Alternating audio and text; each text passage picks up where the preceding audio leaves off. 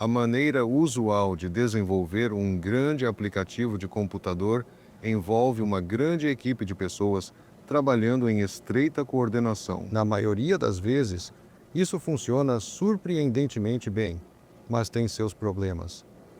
E grandes projetos tendem a ser mal feitos. Eles levam muito tempo, consomem uma quantia surpreendente de dinheiro e, em muitos casos, os membros individuais da equipe estão insatisfeitos. Portanto, todos no negócio de computação estão constantemente procurando maneiras de fazer um trabalho melhor no desenvolvimento de aplicativos de computador. Não é provável que haja respostas finais, tanto porque os problemas são difíceis, quanto porque, à medida que encontramos soluções, tentamos objetivos ainda mais ambiciosos. Mas há algumas coisas que podem ser feitas para facilitar a vida de todos em um grande projeto de programação. Um bom ambiente de programação ajuda muito. E nos próximos minutos, mostraremos algumas das propriedades do sistema operacional Unix que o tornam um bom ambiente de programação para muitos propósitos. Ou eles estão realmente produzindo software, e esse é o trabalho deles. Ou são impactados pelo software, ou usam software. Na verdade, no Bell Labs, cerca de 50% das pessoas estão realmente produzindo software e todos os outros têm algum tipo de envolvimento com ele. Na verdade, esse é um dos nossos piores problemas hoje. Há uma necessidade urgente de software útil para fazer empregos eficazes. Simplesmente não temos pessoas suficientes para escrever todo esse software. Manter grandes quantidades de software funcionando e mantê-lo funcionando diante da mudança é um grande trabalho. É preciso muita gente qualificada para fazer isso. Agora, o software é diferente do hardware. Quando você constrói hardware e o envia, pode ser necessário consertá-lo porque ele quebra, mas não exige, por exemplo, que seu rádio de repente se transforme em uma televisão. Você não exige que uma peça de hardware de repente faça uma função completamente diferente? Mas as pessoas fazem isso de software o tempo todo. Há uma demanda contínua por mudanças, aprimoramentos, novos recursos que as pessoas acham necessários quando se acostumam com um sistema. Em outras palavras, colocamos o sistema lá fora, as pessoas se acostumam com isso. Seus empregos mudam, eles voltam com mais demandas por diferentes tipos de recursos no sistema. O resultado é que não há como obter requisitos perfeitos em primeiro lugar. E isso significa que temos que construir o software para ser muito tolerante a mudanças, porque não queremos jogar o software fora no ano seguinte ao que o escrevemos. Existem algumas maneiras de fazer isso. Uma delas é deixar o software bem claro e fácil de ler, entender e mudar. E você faz isso com algumas das técnicas populares de programação estruturada atuais.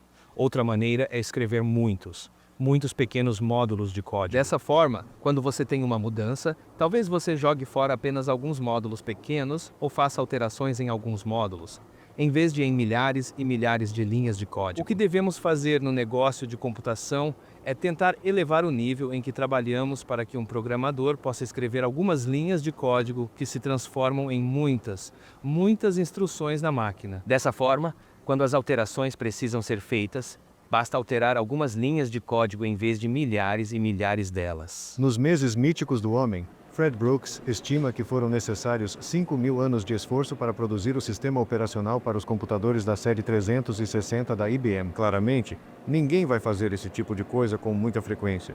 Certamente não para cada novo tipo de hardware ou para cada nova classe de aplicativos. Alguém disse uma vez que o software fica entre o usuário e a máquina. Para mim, isso transmite essa imagem de uma grande parede de software lá em cima que você tem que superar para fazer qualquer coisa.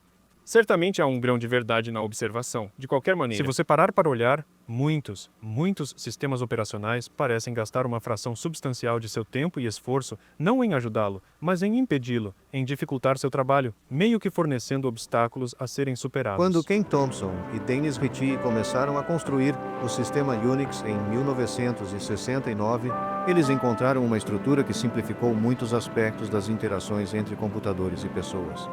Thompson e Ritchie pretendiam manter seus sistemas simples e encontraram uma coleção de primitivos que lhes permitiu fazer muito com muito poucos primitivos. O sistema Unix é composto por 3 camadas, se você quiser. A camada central, o kernel, é o que controla os recursos da máquina.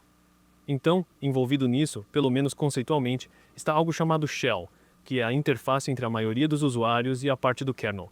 Ele fica lá e espera que você digite comandos nele e então os interpreta. E então, em torno disso, mais uma espécie de outra camada, estão os programas úteis. Coisas como editores e compiladores para linguagens de programação e programas de formatação de documentos e programas que você mesmo escreve. O que você pode fazer é pensar nesses programas do sistema Unix basicamente como, em certo sentido, os blocos de construção com os quais você pode criar coisas. E o que distingue o sistema Unix de muitos outros sistemas é o grau em que esses blocos de construção podem ser colados de várias maneiras diferentes, não apenas de maneiras óbvias, mas em muitos casos de maneiras muito não óbvias, para realizar trabalhos diferentes. O sistema é muito flexível a esse respeito. Acho que a noção de pipelining é a contribuição fundamental que o sistema é. Você pode pegar um monte de programas, 2 ou mais programas, e colocá-los juntos de ponta a ponta para que os dados simplesmente fluam do da esquerda para o da direita. E o próprio sistema cuida de todas as conexões, de toda a sincronização, certificando-se de que os dados vão de uma para a outra. Os próprios programas não sabem nada sobre a conexão. No que diz respeito a eles estão apenas conversando com o terminal. Deixe-me dar um exemplo de como isso funciona na prática. O sistema, como mencionei, é muito utilizado para a preparação de documentos. Tipos de coisas. Programas para ajudá-lo a digitar cartas, produzir artigos técnicos ou escrever livros. Em todas essas coisas, é claro, as pessoas, quando estão digitando na máquina, cometem erros de ortografia. Então, vamos ver como podemos usar algumas dessas noções de blocos de construção na prática para ajudá-lo a desenvolver um programa para encontrar erros de ortografia. Esta é uma frase que está em um artigo que John Mashi e eu escrevemos há alguns anos. Se você olhar com cuidado, verá que, na verdade, existem alguns erros de ortografia lá. Agora, suponha que quiséssemos encontrar os erros de ortografia usando uma máquina. Como faríamos isso? Bem, basicamente o que faríamos, a coisa mais simples que consigo pensar, é dividir a frase em palavras, palavras individuais, e depois comparar as palavras, contra um dicionário. E toda vez que encontramos uma palavra que está nessa frase, mas não em um dicionário, é pelo menos um candidato plausível por ser um erro de ortografia. Agora, como fazemos isso? O que eu quero mostrar é que você pode fazer isso usando apenas programas Unix existentes, apenas colando-os para fazer o trabalho. Suponha que digamos, primeiro vamos pegar um programa chamado MakeWords, e vamos executá-lo na frase. Agora, o que isso faz é dividir a coisa em uma palavra por linha. Agora vou pegar a saída e canalizá-la para outro programa que simplesmente o converterá em minúsculas. A razão pela qual quero convertê-lo em minúsculas é que meu dicionário não tem maiúsculas e, portanto, palavras como Bell e Unix, que são maiúsculas aqui, apareceriam como erros de ortografia, a menos que eu fizesse isso. Agora, a próxima coisa que eu quero fazer é que meu dicionário esteja de fato classificado em ordem alfabética como os dicionários, e por isso é muito mais fácil para mim comparar as palavras do meu documento com as palavras do dicionário se elas estiverem classificadas. Então vou colocá-las em ordens. E, finalmente, se você olhar com atenção, não aparece muito facilmente aqui, mas há, de fato, uma palavra duplicada lá. Systems aparece 2 vezes. E em um documento real, palavras como TH e apareceriam muitas vezes. Então, gostaríamos de nos livrar das duplicatas. Então, vamos jogar isso em outro programa chamado Unique. Então, o que temos até agora é que temos as palavras do meu documento. Neste caso, a frase, uma palavra por linha, em minúsculas, ordenadamente classificadas, e todas as palavras duplicadas jogadas fora. Portanto, há apenas uma palavra, uma instância de cada palavra diferente. Então, o que vou fazer é executá-lo em um último programa chamado Mismatch, que simplesmente imprimirá todas as palavras que vieram por esse pipeline e imprimirá as que estavam no documento que não estavam no dicionário. O que temos aqui são 5 programas separados cooperando para fazer esse trabalho, em um oleoduto gigante. Agora, se você olhar para a lista que saiu, verá que, de fato, temos laboratórios e fornecemos quais foram nossos 2 erros de ortografia. É claro que também temos 2 outras palavras, e isso diz a você não apenas o que há de bom na abordagem, mas também o que há de ruim nela. Time sharing não é um erro de ortografia, mas é um exemplo perfeitamente bom de jargão técnico. O tipo de coisa que significa algo para todos no negócio de computadores não significa absolutamente nada para pessoas que não são tipos de computador. E a palavra Unix é um bom exemplo de algo que não será encontrado em um dicionário normal. Então, o que fazemos? Primeiro, pegamos as palavras com erros ortográficos e voltamos ao documento original e as corrigimos para que não tenhamos nenhuma. Em segundo lugar, pegamos as palavras como Timesharing e Unix, que não são erros de ortografia, mas que apareceram aqui, e as colocamos de volta em nosso dicionário para que da próxima vez que alguém tiver um documento que contenha Unix ou Timesharing, elas não apareçam como erros de ortografia. Portanto, não apenas fizemos nosso próprio trabalho, mas melhoramos a ferramenta que estamos usando no processo. Então você percebe que eu fiz todo esse trabalho sem escrever nenhum programa. A coisa toda é remendada a partir de programas que já existiam, e tudo o que fiz foi usar o fato de que o sistema fornece esse mecanismo do pipeline para que eu possa pegar programas e juntá-los um após o outro para fazer meu trabalho. E acho que essa é uma das razões pelas quais o sistema é tão produtivo, que é uma grande coleção de coisas que as pessoas já construíram e que usamos. À medida que construímos nossas coisas novas, elas se tornam parte do repertório de coisas que as pessoas subsequentemente Pode construir. Durante a última década, descobrimos uma série de novos algoritmos poderosos de correspondência de padrões, que são úteis para localizar padrões no texto. Muitos desses algoritmos foram desenvolvidos usando insights obtidos da teoria, obtidos pelo estudo de autômatos e teoria da linguagem. À medida que nosso conhecimento de algoritmos de correspondência de padrões aumenta, podemos rapidamente pegar esse conhecimento e empacotá-lo na forma de programas Unix. E podemos espalhar esses programas Unix para toda a comunidade muito rapidamente.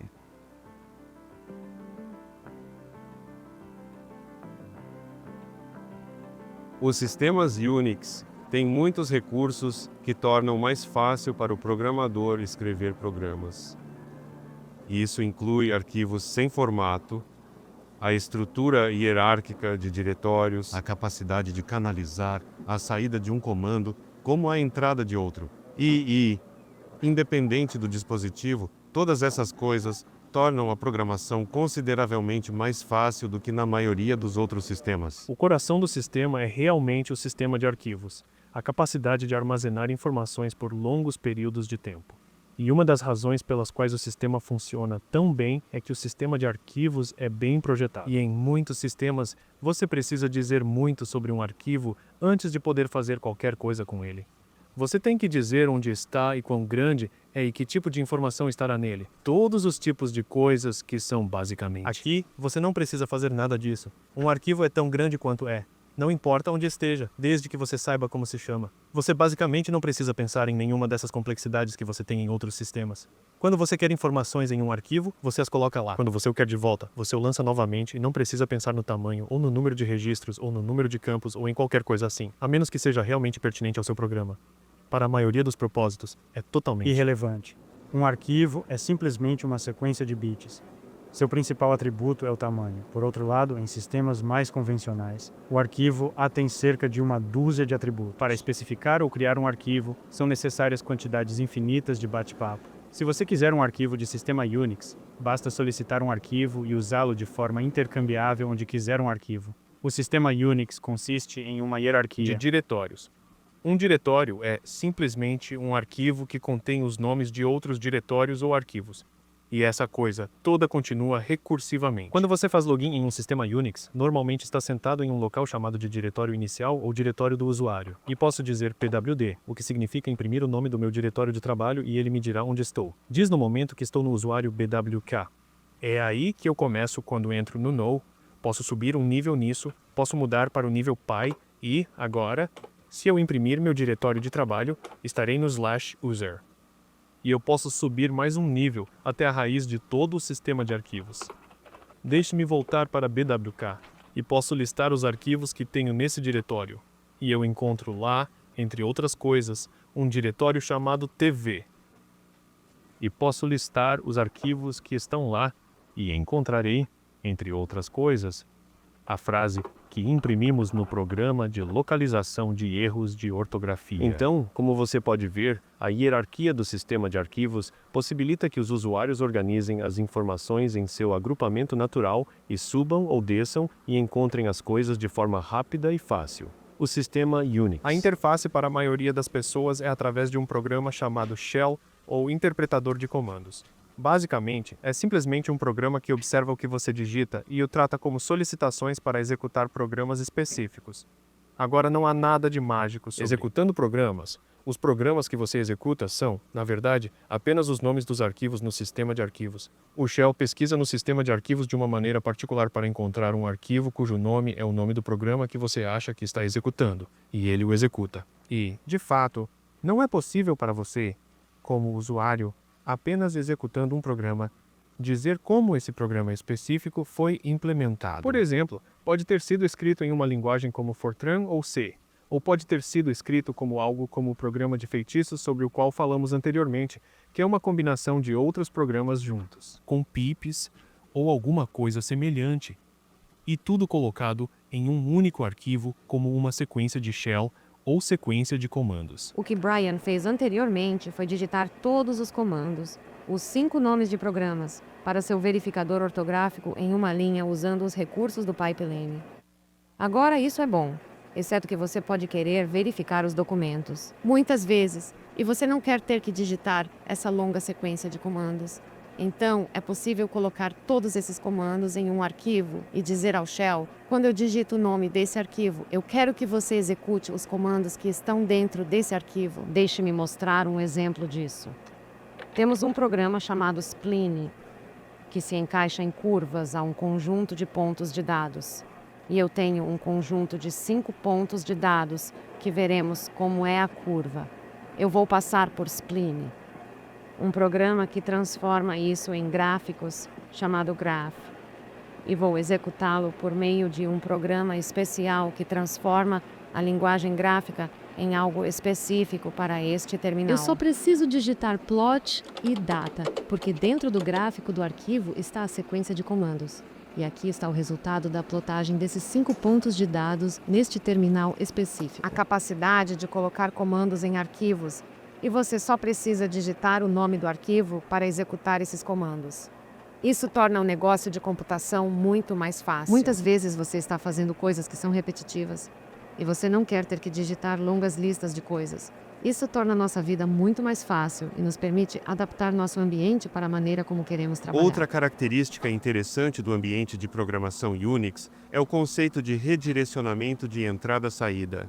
Normalmente, quando você digita um comando, a saída dele vai para o terminal e a entrada vem do teclado. No entanto, o shell pode ser informado por uma simples notação de que, ao executar um programa, você deseja que a saída seja direcionada para um arquivo ou que a entrada seja obtida de um arquivo. Por exemplo, para imprimir a saída do meu programa de ortografia na impressora de linha em vez de colocá-la no meu terminal, tudo o que preciso fazer é dizer minha frase ortográfica maior que impressora de linha de dispositivo em vez de minha frase ortográfica. E a saída vai para um arquivo, o que parece ser um arquivo, exceto que na verdade é um arquivo que faz com que a impressora de linha entre em ação e imprima meus 3 ou 4 erros de ortografia na impressora de linha. Em muitos sistemas, o redirecionamento de entrada e saída é literalmente impossível porque os programas têm a noção de que precisam ler ou gravar o terminal do usuário, e simplesmente não há como convencê-los do contrário. Eles têm que fazer isso. Aqui, esse não é o caso.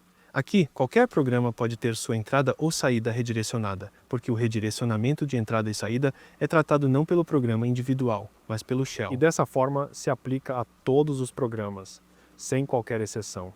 E, de fato, isso vai um pouco mais longe do que você poderia esperar, porque não apenas partes dos arquivos de disco são como em outros sistemas, mas também os dispositivos de AEE, os dispositivos periféricos conectados ao computador, também são arquivos no sistema de arquivos. Por exemplo, a impressora de linha e a unidade de fita e até mesmo a coisa que disca números de telefone são todos dispositivos no sistema de arquivos. E o mesmo programa, que copiará informações de um arquivo de disco para outro arquivo de disco, também copiará informações de um arquivo de disco para a impressora de linha ou da unidade de fita magnética para a impressora. O mesmo programa exatamente. Um bom sistema operacional é mais fácil para um programador usar, se a linguagem de programação se encaixa no estilo do sistema. Então, ao longo do caminho, no decorrer do desenvolvimento do sistema Unix, Dennis Ritchie criou a linguagem C.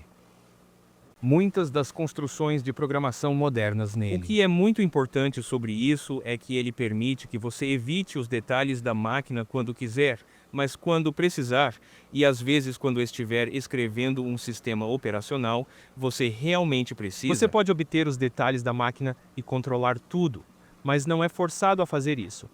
E isso é importante porque significa que você pode escrever sistemas operacionais nesta linguagem e ainda ter algo que pode ser portátil para outras máquinas. O sistema Unix foi movido para muitos tipos diferentes de computadores. Novamente, isso significa que as pessoas podem ignorar os detalhes do que uma máquina está por baixo e continuar com seu trabalho. Então, nesse nível, C é de longe a linguagem preferida.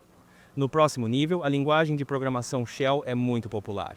Na verdade, em algumas máquinas, as pessoas acham que o Shell atende a todas as suas necessidades de programação. Eles estão escrevendo muitos procedimentos para ajudá-los a gerenciar seu trabalho.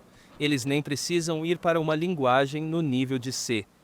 Acontece que, como o sistema é um ambiente de programação tão agradável, programadores de todo o mundo importaram ou adicionaram suas próprias linguagens. Então, por exemplo, você pode encontrar Fortran, Algol, Lisp, Basic. Na verdade, quase qualquer linguagem que você possa imaginar existe em algum sistema Unix. O que é importante sobre o sistema Unix não é tanto o que Ritchie e Thompson colocaram nele, mas o que eles foram capazes de deixar de fora. Em vez de produzir um grande número de primitivas, cada uma complexa, eles foram capazes de escolher um pequeno número de primitivos simples que poderiam ser encaixados naturalmente para realizar tarefas complexas. Essa estrutura do sistema operacional o torna natural e fácil para as pessoas que criam aplicativos produzirem aplicativos no mesmo estilo.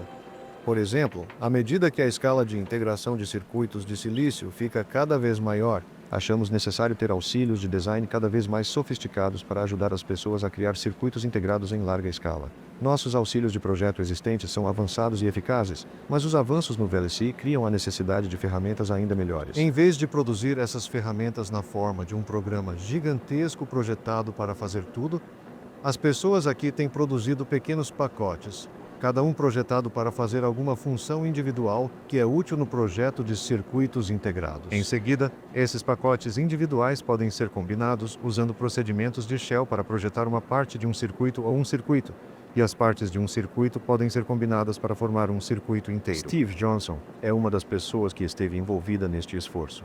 Ele está atualmente trabalhando em um programa chamado GEM, que usa equações booleanas como entrada e produz projetos de circuitos lógicos como saída, porque a construção de ferramentas é um modo de vida no sistema Unix. Ao longo dos anos, desenvolvemos ferramentas que realmente nos ajudam a criar outras ferramentas. Isso envolve coisas como geradores de analisadores léxicos e outros programas que nos ajudam a organizar e desenvolver ferramentas. Essas ferramentas têm sido usadas no desenvolvimento do GEM e de muitas outras aplicações. Aqui vemos as equações booleanas para uma questão simples. Aqui embaixo temos as equações para o carry out e a soma. No meio, temos algumas descrições de como gostaríamos que a célula fosse disposta geometricamente.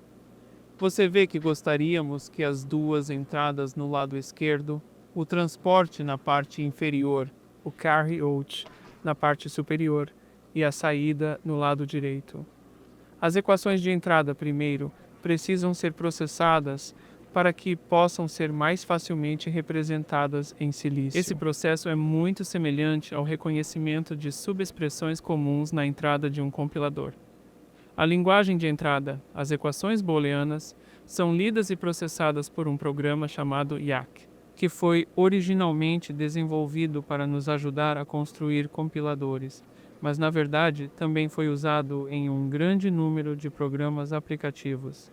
IAC é baseado na teoria da análise de Laur 1. Ele constrói uma pequena máquina de estados finitos que é capaz de controlar as ações do programa que lê a entrada, detectar erros com precisão e estruturar a entrada de tal forma que o programa possa então ir em frente e executar suas operações nela. Depois que essas equações forem processadas, é necessário se preocupar com o layout geométrico do circuito. Isso é feito nas próximas duas partes do GEM. O primeiro programa se preocupa com a ordenação dessas colunas. Ele usa uma técnica chamada particionamento de grafos para tentar encontrar iterativamente uma boa solução para o que é de fato um problema extremamente difícil em teoria. Depois que as colunas foram ordenadas, as trilhas onde os sinais são executados também são dispostas por outro programa. E, finalmente, em certo sentido, agora temos o circuito projetado, e é simplesmente uma questão de realizá-lo com as regras específicas para o nosso processo de fabricação. E isso é feito por um quarto programa. Então, mais uma vez, temos um exemplo de pegar um problema muito complexo, dividi-lo em partes, representando cada peça com um programa separado, e então usar as facilidades do sistema Unix para colar as peças em um todo coerente novamente. A computação estará cada vez mais entrelaçada com a vida das pessoas com o passar dos anos. Portanto, a tecnologia da computação terá que evoluir para ser mais fácil para as pessoas usarem. O sistema Unix não é o fim da estrada a esse respeito, mas acho que é um bom passo ao longo do caminho.